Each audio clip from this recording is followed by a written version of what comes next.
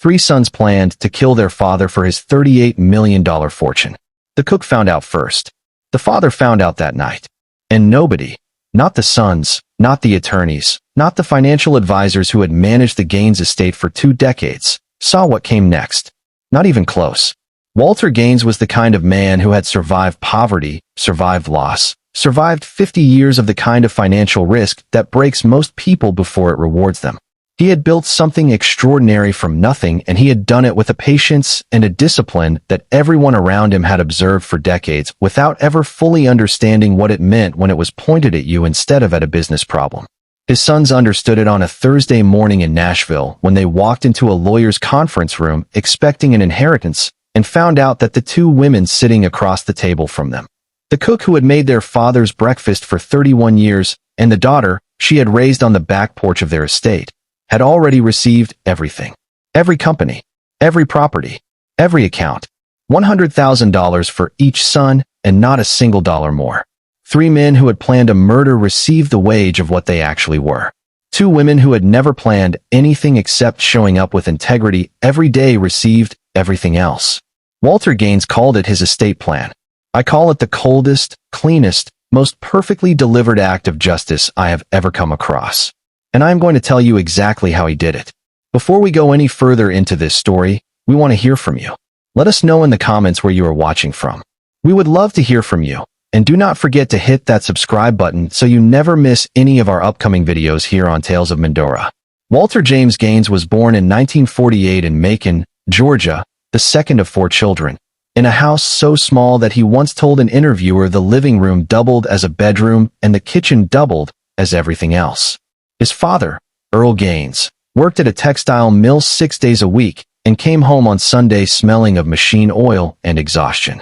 His mother, Dorothy, took in laundry from the neighbors to make the rent in the months when Earl's paycheck came up short, which was more months than it wasn't. Walter grew up understanding one thing with absolute clarity before he understood almost anything else: that poverty is not a moral failure, but staying in it when you have the ability to climb out of it is a choice you make every day. He made a different choice. He made it every single day for the rest of his life. He dropped out of college after 1 semester. Not because he wasn't smart enough, because every account of Walter Gaines from every person who ever worked with him makes it abundantly clear that he was one of the sharpest men in any room he ever walked into. But because his father had a stroke in October of 1967 and the family needed money, not a degree that was 4 years away from producing any, Walter went to work. He got a job driving a delivery truck for a wholesale hardware distributor out of Atlanta. He learned the routes, learned the suppliers, learned which contractors in the metro area were growing fast and which ones were bleeding money. He saved every dollar he didn't spend on rent and food. By 1972, at 24 years old, he had enough saved to buy a used truck of his own and start taking small delivery contracts on the side. By 1975, he had 2 trucks. By 1978, he had a small fleet, a warehouse lease, and 3 employees. By 1985, Gaines Logistics and Supply had contracts with 14 construction companies across Georgia and Tennessee and was billing more than $2 million a year in revenue. He was not lucky. He was not connected. He did not have a mentor who handed him an opportunity. What Walter Gaines had was the particular stubbornness of a man who had watched his parents work themselves to exhaustion and decided that their sacrifice deserved a return. That is the context you need to hold in your mind as this story unfolds, because it is the foundation of everything. The empire this man built was not an accident. It was not inherited. It was not given. It was earned in the most literal, physical, unglamorous way that money can be earned in America, through decades of early mornings, broken equipment, difficult clients, and the kind of financial risk that keeps ordinary men up at night. Walter Gaines was not ordinary, and he was not afraid. By the time he turned 60, Walter Gaines had expanded Gaines Logistics into a privately held company operating across 5 southeastern states, with subsidiary interests in real estate holdings, agricultural supply, and commercial storage. He owned a principal residence, a 12-acre estate outside of Nashville, Tennessee, which the people who worked there simply called the Gaines property, and 2 additional properties in Georgia and Florida. He had a private investment portfolio managed by a firm in Charlotte, North Carolina. His net worth, by any reasonable estimate at the time, was somewhere between $30 and $40 million. He had built that from $40 and a borrowed work ethic. And he had done most of it while raising 3 sons, alone, after the death of his wife, Carol, from ovarian cancer in 1993, when the boys were still young enough to need their mother and old enough to remember losing her. Carol Gaines was, by every account that exists of her, the kind of woman who made the people around her feel seen.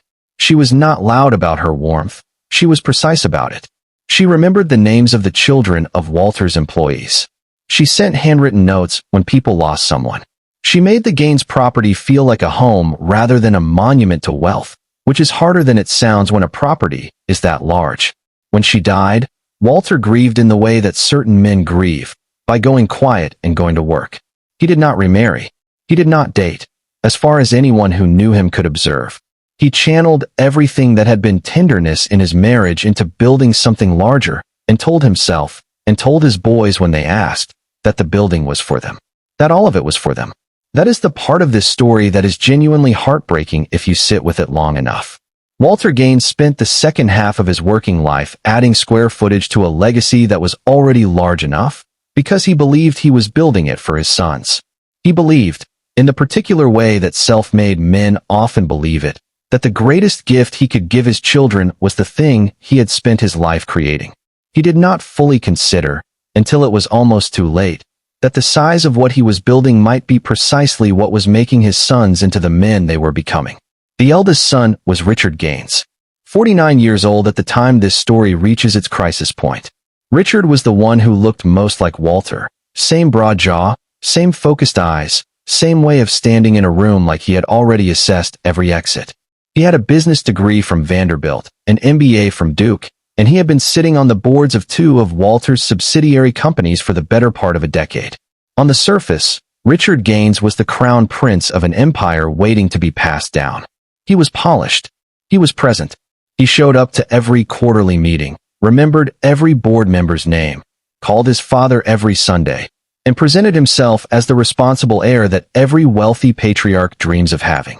But surfaces, as this story will demonstrate at length, are only ever as reliable as what they are covering. What Richard was covering was a financial situation that had been deteriorating for 3 years. He had made a series of personal investments, outside of his father's business, using borrowed capital, in a commercial real estate venture in Nashville that had run badly sideways when a major anchor tenant pulled out and the developer ran out of liquidity. The losses were significant. Significant enough that Richard had begun to quietly move money from one of the company accounts he had oversight of, not the main accounts, not anything large enough to trigger an immediate audit, but a consistent, patient skimming of margins that he had been doing for long enough that the accumulated total was something he could not easily explain if anyone looked closely. He was not a stupid man. He knew an audit was coming. He had been watching the calendar the way a man watches a storm on the horizon, with the particular dread of someone who knows the shelter he is planning to run to may not be there in time. The inheritance was his shelter. $40 million, or his third of it, would make every problem Richard Gaines had disappear. It would pay back what he had taken. It would cover the investment losses. It would reset the board entirely. But only if it arrived before the audit did. And Walter Gaines, at 73 years old, in spite of a managed heart condition and the ordinary wear of a man who had worked too hard for too many decades, showed absolutely no signs of dying on anyone's schedule but his own. The middle son was Daniel Gaines, 45. Daniel was the child of the family who had never quite found his footing, which might have been a sympathetic condition if Daniel had ever responded to it with self-awareness rather than grievance. He had tried 3 businesses in his 30s and early 40s, a restaurant that closed after 18 months, a sports marketing firm that never got off the ground, and a real estate consultancy that existed primarily on paper. All 3 had been partially funded by Walter, who gave money to his middle son the way you give money to a slow leak in a roof. Not because you believe it will fix the structural problem, but because the alternative is watching water come in. Daniel lived in a condominium in Atlanta on a monthly allowance from his father that Walter had continued writing checks for long past the point where most men would have stopped. He drove a car that was nicer than his income could explain, wore clothes that cost more than his current business justified, and carried the particular resentment of a man who has been given enough to maintain the appearance of success without ever being required to actually achieve it. He did not hate his father, but he had decided, somewhere in his 30s, that the inheritance wasn't just money. It was a verdict. The day that will was read and Daniel Gaines received his third of $40 million was the day the world would finally confirm what he had been insisting to himself for years, that he was worth something, that the failure was circumstantial, that the money had always been coming, and its arrival would prove him right about everything. The youngest son was Callum Gaines, 41. Callum was a high school history teacher in Knoxville, Tennessee. He had a wife named Janet, two daughters aged 8 and 10, a modest house in a good school district, and a life that was, by any honest measure, a decent one. He was not wealthy, but he was not in the kind of financial distress that had consumed his brothers. He coached his daughter's soccer team on weekends. He was liked by his students and respected by his colleagues. He had, in other words, done something that neither of his brothers had managed to do, build a life that was proportionate to what he had actually earned. The inheritance, when it came, would have meant something to Callum. Enough to pay off the mortgage. Enough to fully fund his daughter's education. Enough to breathe a little easier. But it was not the oxygen that Richard needed to survive, and it was not the verdict that Daniel had staked his identity on. The question that follows Callum through this entire story is a simple one, and it is the question that makes him the most complicated figure in it. If a man has enough to live without committing an act of evil, and he commits it anyway, because he lacks the courage to say no to the people asking him to, what is the name for what that man is? Not a villain, not a hero, something in between that is harder to forgive than either. The plan, as best as anyone has been able to reconstruct it from the details that eventually emerged, began to take shape in the summer of the year before the story reaches its crisis. It did not begin dramatically. It began, as most terrible things begin, with a conversation that was just barely on the right side of a line, and then another conversation that crossed it slightly further, and then another, until the men having those conversations had walked so far past the place where they started that they could no longer see where the line had been. Richard initiated it. He was the one with the timeline, with the pressure of the audit, with the specific and urgent need for money that turned what might have been ordinary greed into something with a schedule. He had a contact. The details of how Richard came to know this person are murky and ultimately less important than what the contact provided, who dealt in pharmaceutical compounds. Not street drugs. Not the kind of thing you read about in overdose statistics. The kind of compounds that exist in the gray spaces of chemistry, substances that, introduced gradually into the body of a person with a pre-existing cardiac condition, accelerate the deterioration of the heart muscle over weeks in a way that looks, on any standard autopsy, like the natural progression of a disease that was already there. Walter Gaines had a documented heart condition. He had been managing it with medication and quarterly cardiology checkups for 7 years. He was stable. He was monitored. But on paper, he was a man whose heart was a known variable. And that known variable was the foundation of Richard's plan. He brought Daniel in first. That conversation happened over the phone, late at night, in language careful enough that nothing on the call would have been obviously incriminating to a casual listener. What Richard said, in language that Daniel understood without needing it explained, was that there was a way to ensure the inheritance arrived before the audit did, and that the way was chemical, and that the risk was low, and that the alternative, for Daniel as much as for Richard, was a reckoning neither of them wanted. Daniel said yes. He said it quickly, and that quickness is something worth sitting with, because it tells you something about the accumulation of resentment and entitlement that can build in a person over decades of receiving without earning. Daniel Gaines did not spend a week agonizing over whether to participate in the plan to kill his father. He spent approximately the length of one phone call. Callum was brought in last.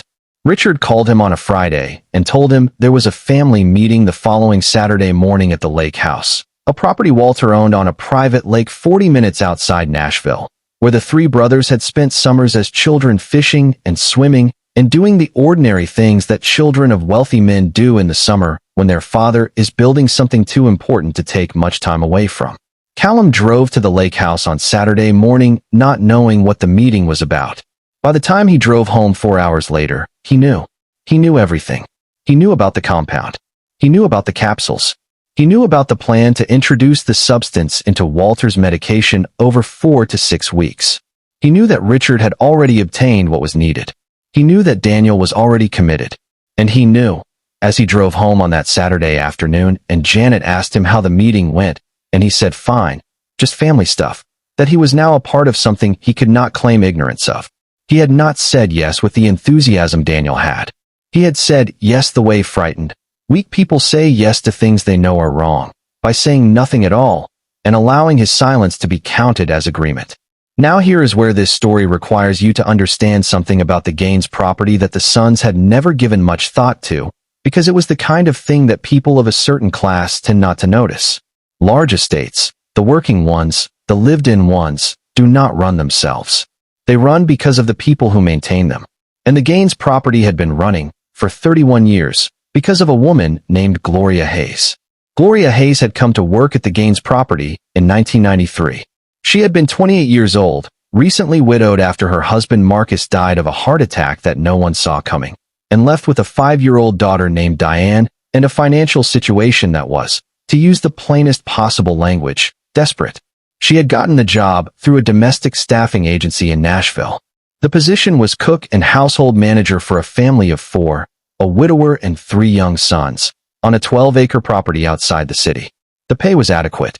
The position came with a small cottage on the property grounds where she and Diane could live. She took it because she needed it, and because it was the best option available to her, not because she had any particular expectation of it becoming anything more than employment. What it became, over the years that followed, was something more complicated and more significant than employment, though it never became anything that could be reduced to a simple description. Gloria ran the Gaines household with the same quiet, systematic competence that Walter Gaines ran his businesses. She learned the preferences of everyone in the house. Walter's coffee strength, which changed over the years. Richard's allergies, which he was careless about monitoring himself. Daniel's habit of eating in the middle of the night when he was staying at the property, which she accommodated without comment by keeping particular things stocked. She managed the staff with fairness and consistency. She ran a kitchen that produced food 3 meals a day that was better than anything available at the restaurants the sons frequented. And she was honest, in the particular way that people who have nothing to hide are honest. Not performatively, not strategically, just straightforwardly, and without drama. If something was wrong, she said so.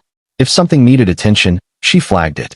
If Walter asked her a direct question, she gave him a direct answer, even when the answer was not what he wanted to hear. Over 3 decades, this had produced something between Walter Gaines and Gloria Hayes that was never labeled and never discussed, but was, in practical terms, the most reliable relationship in his life. He trusted her the way you trust a structure that has held weight for a long time, not because you think about it constantly, but because it has never given you a reason to think about it. When Carol was dying, Gloria had been in the house. When the boys were teenagers and Walter was working 80-hour weeks, Gloria had been in the house. When Walter had his first cardiac event in 2016 and came home from the hospital with a medication regimen that required precision and consistency, Gloria had been the one who learned the regimen, managed the pill organizer, prepared the morning tray with the medications arranged in order, and noticed when the pharmacy made an error in the dosage on 2 separate occasions. She had been managing Walter Gaines's medications for 7 years. She knew every capsule in that organizer by sight. Her daughter Diane was 36 at the time this story reaches its crisis. Diane had grown up on the Gaines property, done her homework on the back porch of the cottage while her mother cooked dinner for a household that was not theirs, graduated at the top of her high school class, and gone to college on a scholarship. A full academic scholarship to Vanderbilt, which is notable both because Vanderbilt is not easy to get into and because the scholarship, which Diane had applied for on her own and won on her own, had been quietly supplemented by Walter Gaines in a way that was arranged through the university's financial aid office and that Diane did not learn about until she was nearly finished with medical school. Walter had covered the gap between the scholarship and the actual cost every year for 4 years without telling anyone. Gloria found out the same way Diane did, after the fact, when someone at the university mentioned it in passing. She had gone to Walter and asked him directly why he had done it. He had said, in the plainest possible terms, that Diane was going to be a doctor and the world needed more good doctors, and he had the money, and it seemed like the obvious thing to do. And then he had gone back to work, because that was what Walter Gaines did when he had done something kind. He moved on from it without ceremony, as though kindness were simply an operational decision rather than a moral one. Diane Hayes was, at the time this story reaches its crisis, a cardiologist at a hospital in Nashville. She specialized in the treatment and management of cardiac conditions in aging patients. She had been practicing for 8 years. She visited her mother at the Gaines property regularly, usually for a week or two at a time when she had leave available, and Walter Gaines had watched her grow from a small girl doing homework on a back porch into a physician who understood more about the condition of his heart than most of the people he paid to advise him. He had never missed the irony of that, though he had never stated it aloud. Richard made his first visit to the Gaines property kitchen on a Sunday night in late October. He had stayed for dinner, as he always did on Sundays. That particular Sunday, he had sat at his father's table, eaten Gloria's pot roast, talked about the logistics company's third-quarter numbers, and helped himself to a second serving of apple cobbler. At 11:15 that night, after Walter had gone to bed and the house was quiet, Richard went back to the kitchen. Gloria's cottage was on the far side of the property. The kitchen staff had gone home hours earlier. The house was entirely still. Richard moved with the kind of careful, practiced quiet that suggests he had thought about this particular movement in advance. He went to the refrigerator.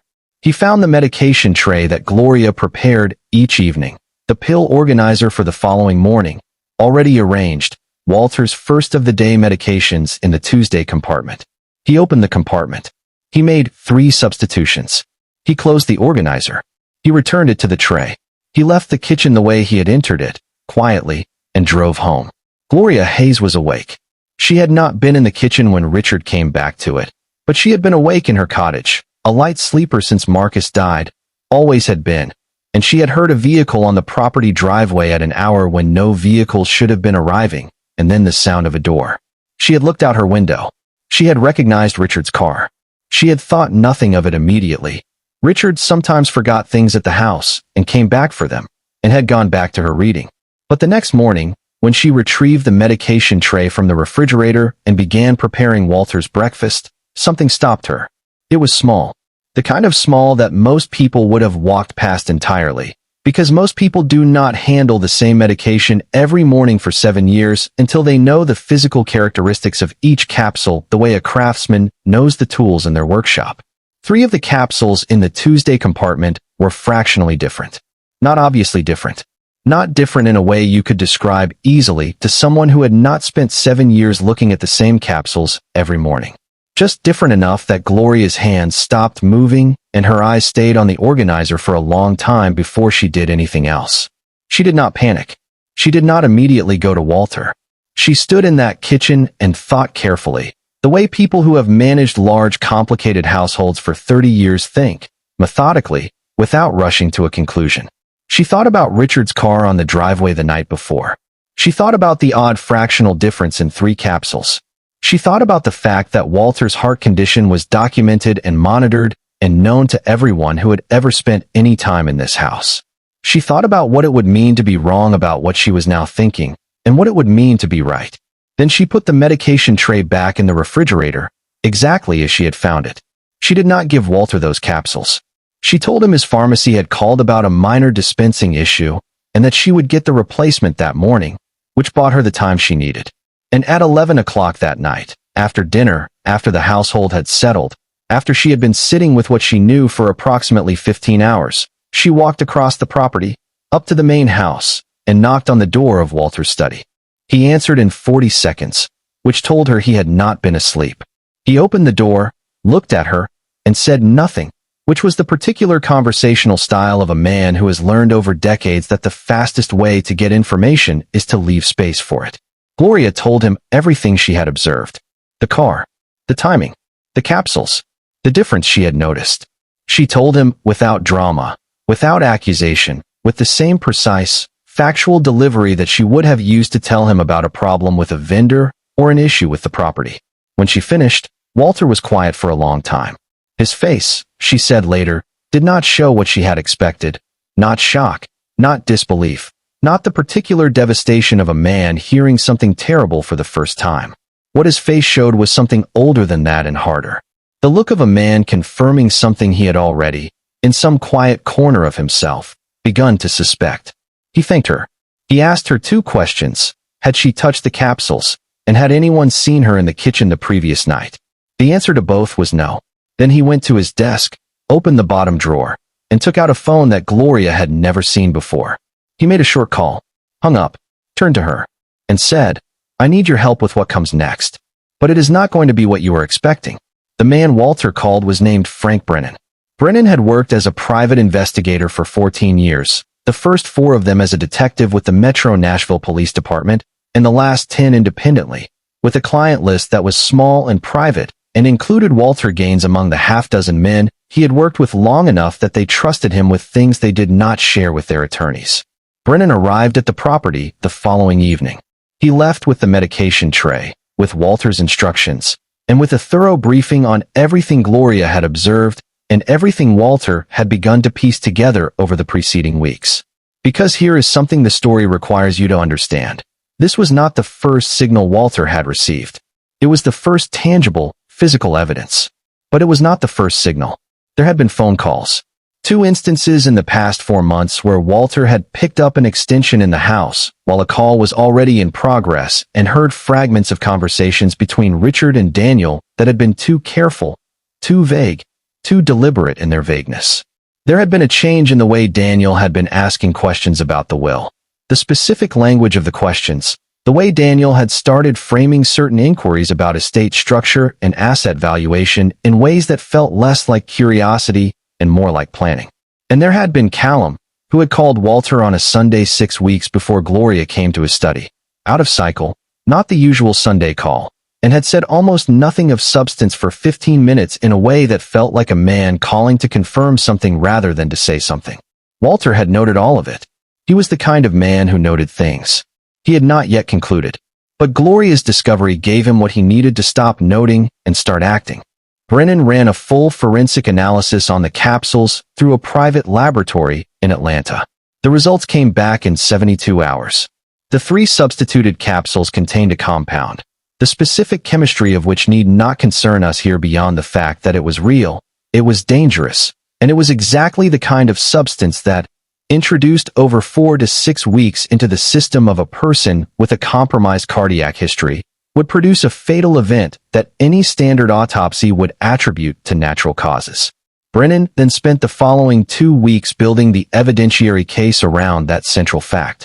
He pulled call records.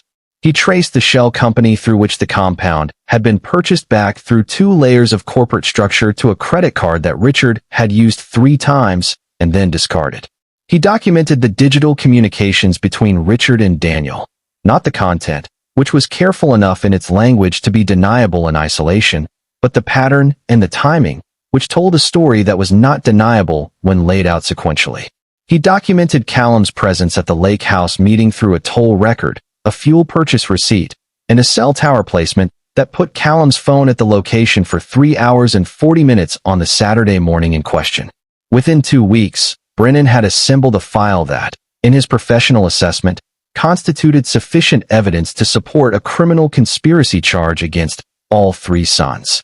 He brought it to Walter on a Thursday evening and laid it out on the desk in the study the way an architect lays out building plans, methodically, each piece in its place, each connection explained. When he finished, Walter looked at everything for a long time. Then he asked one question.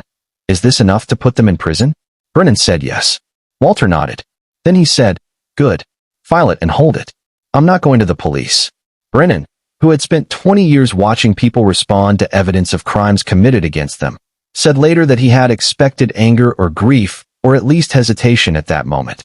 What he saw instead was something he described as the particular calm of a man who has already done the math and arrived at an answer that satisfies him. Walter Gaines looked at the evidence that his 3 sons had conspired to kill him, and then he looked at Brennan, and what he said was, "I want them to receive exactly what they deserve. Not what the law would give them, what they deserve." And then he told Brennan to keep everything secure and made a call to his attorney.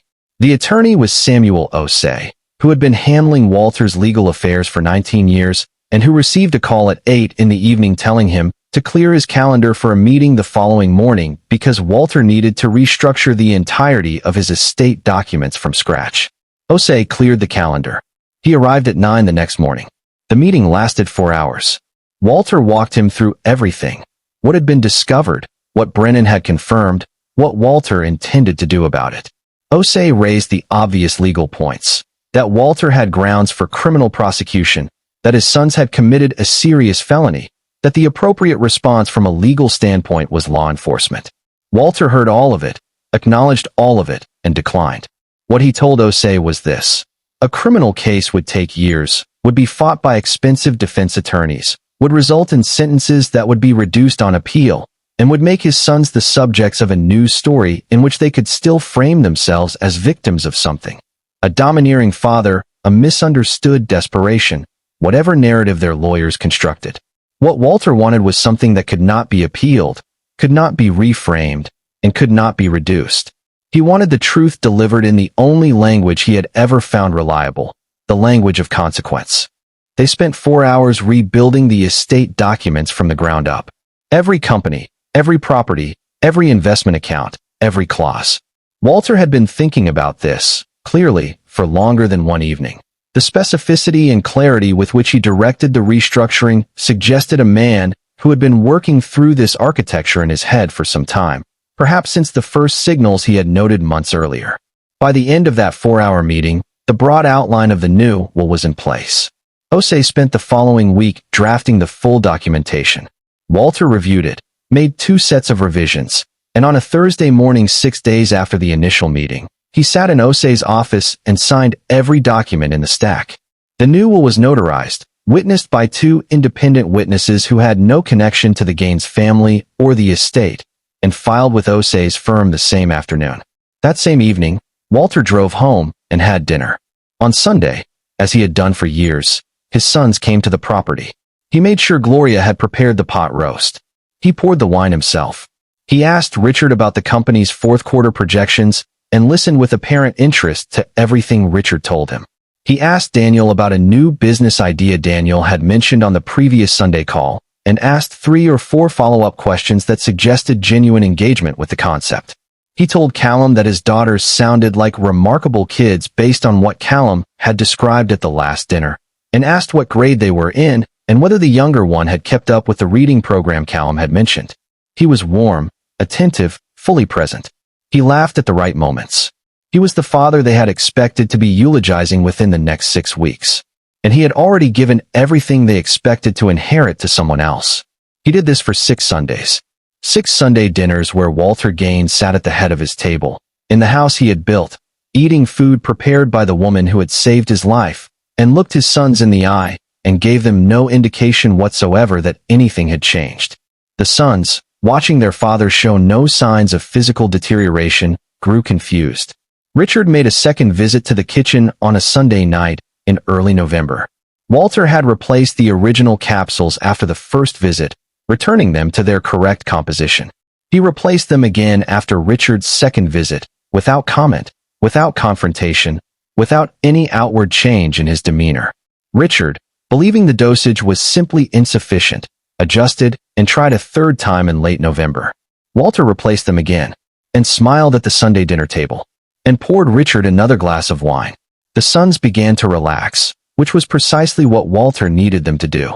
The audit that Richard feared most was not going anywhere. The pressure had not changed. But Richard, watching his father remain stable and warm and apparently oblivious, made a calculation error that ultimately cost him everything. He decided to be patient. He told Daniel they needed to wait for the compound to accumulate properly. He told Callum, in the one conversation they had during this period, that it was a matter of time. And all 3 of them continued to live their lives in the ordinary ways. Richard at his desk managing the company accounts, Daniel in his Atlanta condominium, Callum at his school in Knoxville, while their father spent those weeks doing the most consequential work of his life in complete and deliberate silence. It was during those 6 weeks that Walter had the conversation with Diane Hayes that Diane herself has described in the only interview she has given about any of this. Walter had asked Gloria, in the week after the will was first drafted, whether Diane was able to come to Nashville for a few days. He did not explain why. Gloria called Diane. Diane came. She and Walter met in the library of the main house on a Wednesday evening, just the two of them, and Walter asked her about her work. Not the polite small talk version of that question. The actual version. What did she work on? What problems did she find hardest to solve? What did she see in her patients that she wished she had been able to catch earlier? Diane answered seriously and at length, because it was clear from the way Walter was listening that he meant the question seriously and expected length. They talked for nearly 2 hours. And then, toward the end of the conversation, Walter asked her one more question. He said, if you had real resources, not grant money, not what a hospital budget allows, not what a fundraiser generates, but real resources, with real capital behind them, what would you build? Diane was quiet for a moment. Then she said, a cardiac care access clinic. In a neighborhood like the one her mother had grown up in and the ones adjacent to it, where people did not go to the doctor when they should because the cost made it an impossible choice, and where cardiac conditions that were perfectly manageable when caught early became fatal because they were caught years too late. She described what she would build specifically: the screening program, the follow-up care structure, the maternal cardiac component, the pediatric cardiology consultation services. She described it the way someone describes a thing they have thought about for a long time. Walter listened without interrupting. When she finished, he looked at her in a way she described later as not quite the look of someone forming a plan and not quite the look of someone confirming a decision already made, but something in between. He said, your mother did a remarkable job raising you. Diane said, she did it alone, in someone else's house, and she never complained once. Walter nodded. He thanked her for coming. He said goodnight. 3 days later, he called Samuel Osei and added 3 paragraphs to the will that had already been filed. The foundation had a name. The Carol Gaines Foundation, named for Walter's late wife, the woman his sons had commemorated with a marble headstone and a memory they revisited with decreasing frequency as the years went on, but whose name Walter had never once used carelessly. The Carol Gaines Foundation would be directed by Diane Hayes. Its advisory board would be chaired by Gloria Hayes. Its purpose would be the exact clinic that Diane had described in the library on that Wednesday evening, and it would be funded by the entirety of Walter Gaines's estate. The letter arrived by certified mail on a Monday morning in the 3rd week of December. All 3 sons received it on the same day, at the same time, through the same delivery method. It was written on Samuel Osei's firm letterhead. It was formal, precise, entirely standard in its language. It requested their presence at the offices of the law firm of Osei and Associates in downtown Nashville on Thursday the following week at 10 o'clock in the morning for the purposes of reviewing the executed estate documents of Walter James Gaines. It noted that the meeting was mandatory for all direct heirs and that failure to appear would constitute a waiver of certain procedural rights under Tennessee estate law. It said nothing else. Richard called Daniel within 40 minutes of receiving his copy. He told Daniel that this was it. The old man was getting his affairs in order. The documents were probably a routine update. But this was the beginning of the end of the waiting. Daniel, for the first time in months, sounded genuinely relieved. Callum received his copy, read it 3 times, and felt a specific and nameless unease that he could not explain to Janet when she asked what was wrong. He told her it was nothing, just a meeting with his father's lawyers. He almost called Walter that evening. He had his father's number on the screen and his thumb over the call button. He put the phone down. He got up and helped his daughters with their homework. He did not call. On Thursday morning, all 3 sons dressed carefully and drove to Nashville.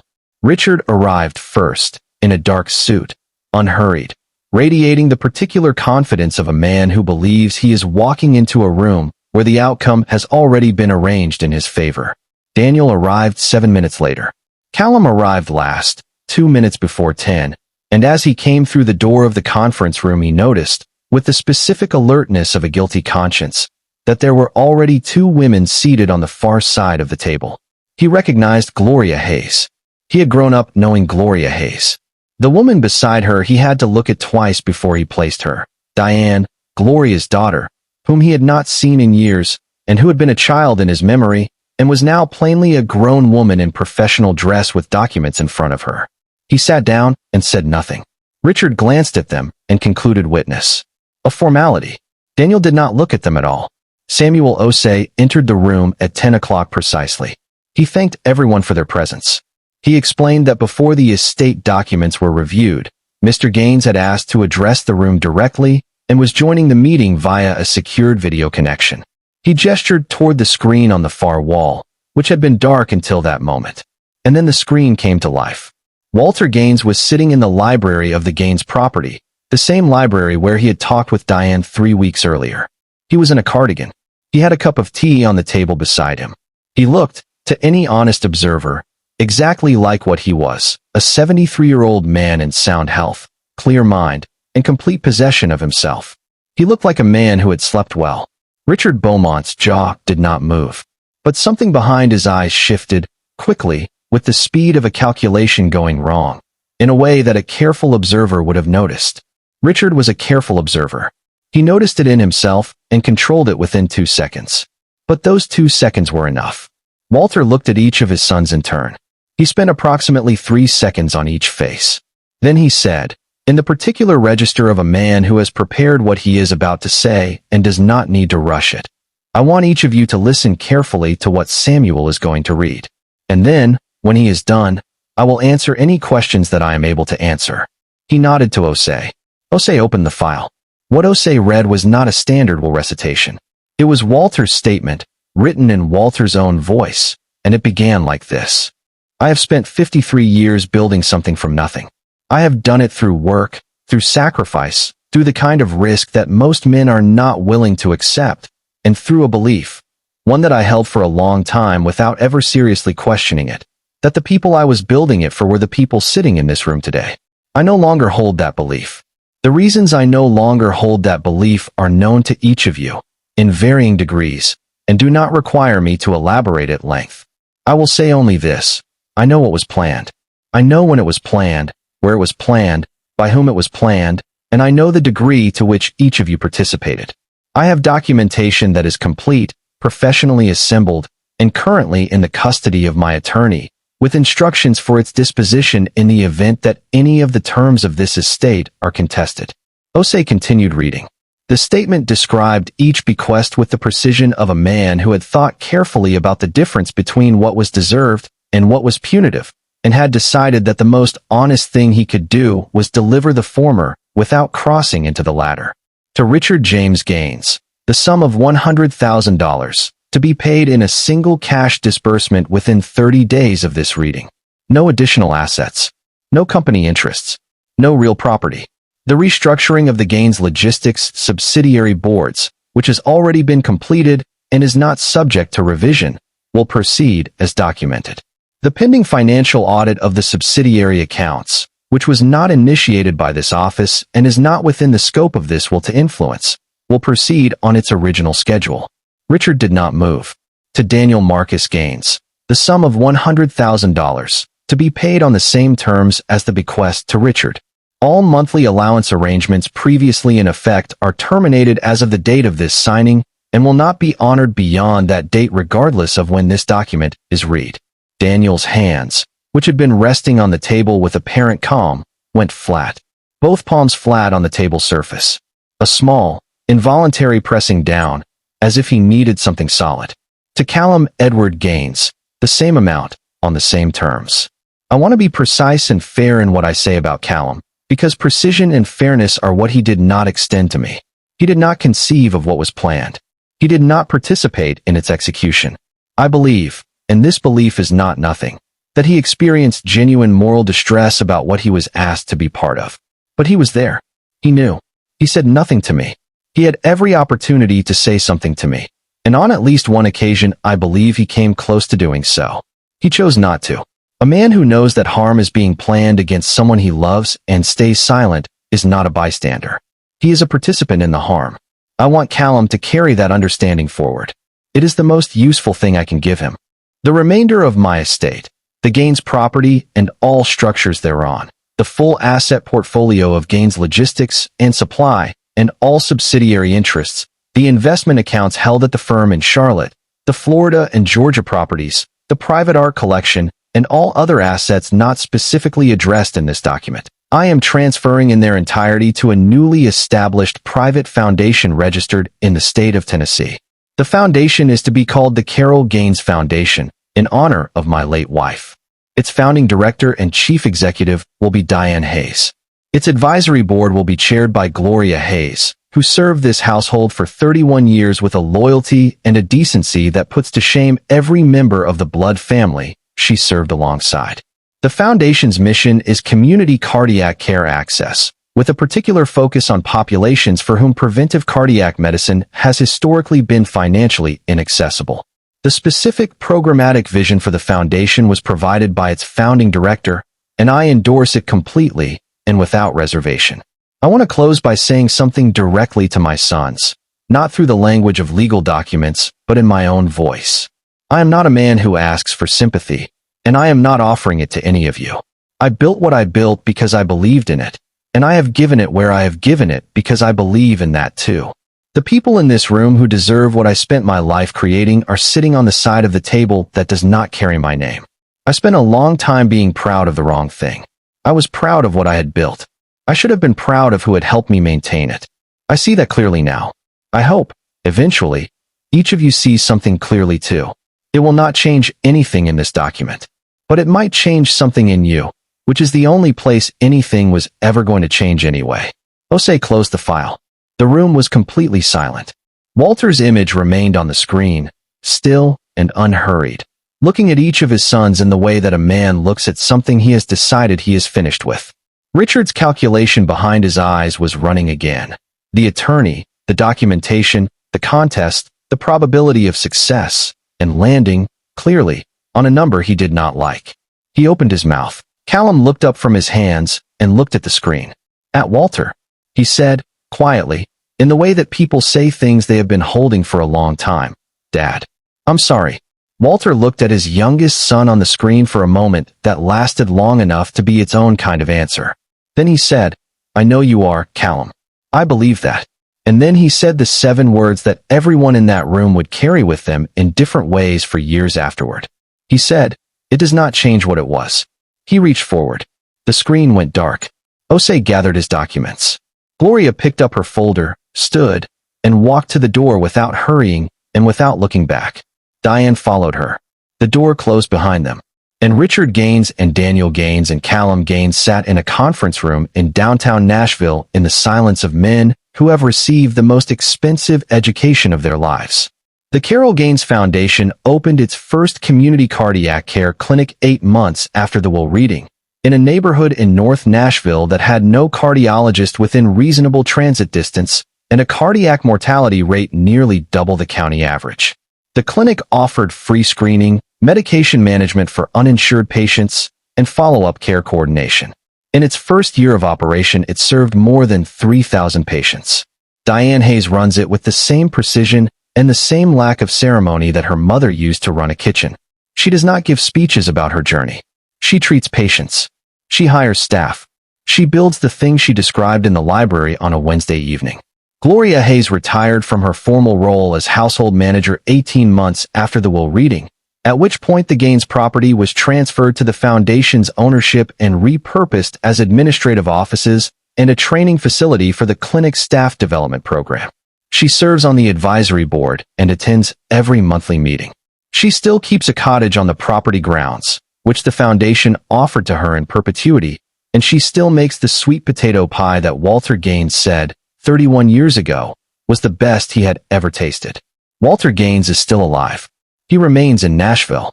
He attends the foundation's quarterly board meetings.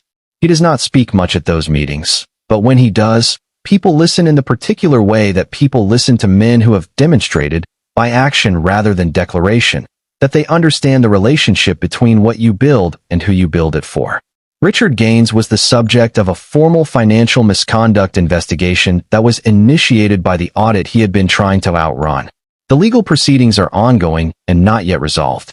He has not spoken to his brothers since the will reading. He sold the Nashville home he owned during this period and moved to a smaller property in a suburb whose name does not come up in any conversation anyone has with anyone connected to this story. Daniel Gaines took his $100,000 and moved to Charlotte. He works in sales for a company that distributes commercial cleaning supplies. He is not comfortable, and he is not happy in the way he had imagined being happy, which was always a happiness contingent on a verdict he was waiting for. He will wait for that verdict for the rest of his life, and it will not come, because the man who held it has moved on. Occasionally, late at night, Daniel searches the Carol Gaines Foundation on the internet. He has read the annual report. He has looked at the patient numbers. He has never reached out to Diane or to Gloria. He has never reached out to Walter. Callum Gaines is still teaching in Knoxville. His daughters are 11 and 13. He coaches their soccer team on weekends. He told Janet the full truth about everything, including his own participation, within a month of the will reading. That conversation was difficult, and its aftermath was difficult, and they are still working through what it means, the way couples work through things that reveal something about a person that the other person did not know and has to decide what to do with. Callum attends the Carol Gaines Foundation's annual public event each spring. He does not approach Walter at those events, but he comes. He stands in the room where the thing he failed to prevent has become something remarkable.